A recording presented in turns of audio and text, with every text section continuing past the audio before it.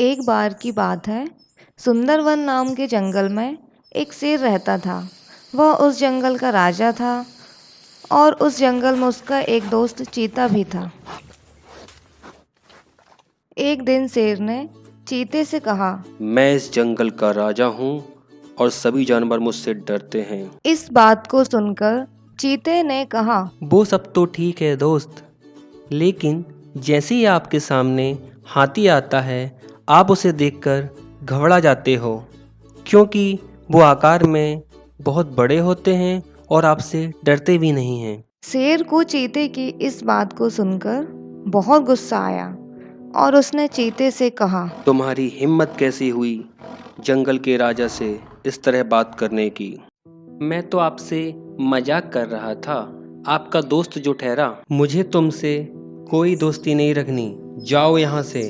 अब तुम भी मुझे जंगल के और जानवरों की तरह सम्मान दोगे। इसके बाद चीता वहां से दुखी होकर चला जाता है। कुछ दिनों के बाद लोमड़ी, जो कि शेर का मंत्री था, जंगल में कुछ फलों की चोरी के जुल्म में बंदर को पकड़कर लाया। बंदर को जंगल के राजा ने जेल में बंद करा दिया और 1 महीने के बाद उसे पहाड़ से नीचे गिरा देने की सजा सुनाई। जब बंदर के दोस्त हिरण को ये बात पता चली तो वह उससे मिलने जेल गया।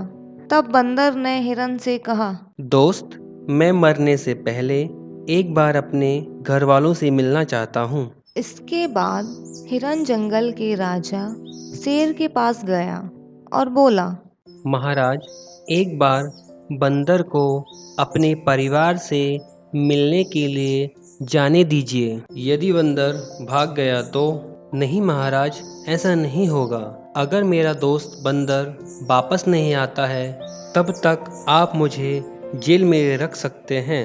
यदि बंदर वापस नहीं आया तो तुमको बंदर की जगह पहाड़ से नीचे गिरा दिया जाएगा।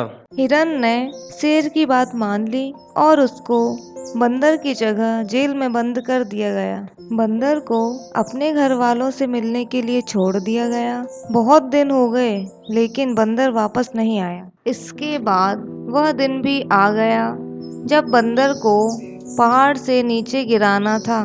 शेर और उसका मंत्री लोमड़ी हिरण को लेकर पहाड़ पर आ गए।